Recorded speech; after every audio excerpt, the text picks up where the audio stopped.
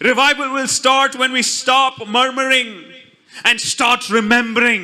நம்முடைய தனிப்பட்ட வாழ்க்கையில் எப்போ எழுப்புதல் துவங்கும் தெரியுமா? எப்போ குறை சொல்வதை நிப்பாட்டிட்டு எப்போ நினைவு கூறுதலை துவங்குறோமோ, அதாவது குறை சொல்லுகிற நாக்க அடக்கி தேவன் செய்த காரியங்களை நினைக்க ஆரம்பிக்கிறோமோ, அப்போ நம்முடைய வாழ்க்கையில் தனிப்பட்ட வாழ்க்கையில் எழுப்புதல் துவங்கும் அப்படின்றத மறந்துடாதீங்க. You have to stop murmuring and start remembering.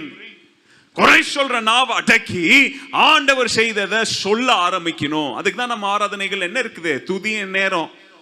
சும்மா நேரப்போக்குக்கு இல்ல, இல்லையா?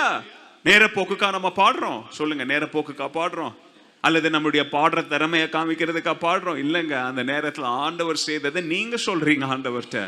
ஆண்டவரே, எனக்கு ஜீவனை தந்தீங்களே, உடைய தந்தீங்களே, தண்ணியை தந்தீங்களே, குடும்பத்தை தந்தீங்களே, பலனை தந்தீங்களே, உமக்கு நன்றி.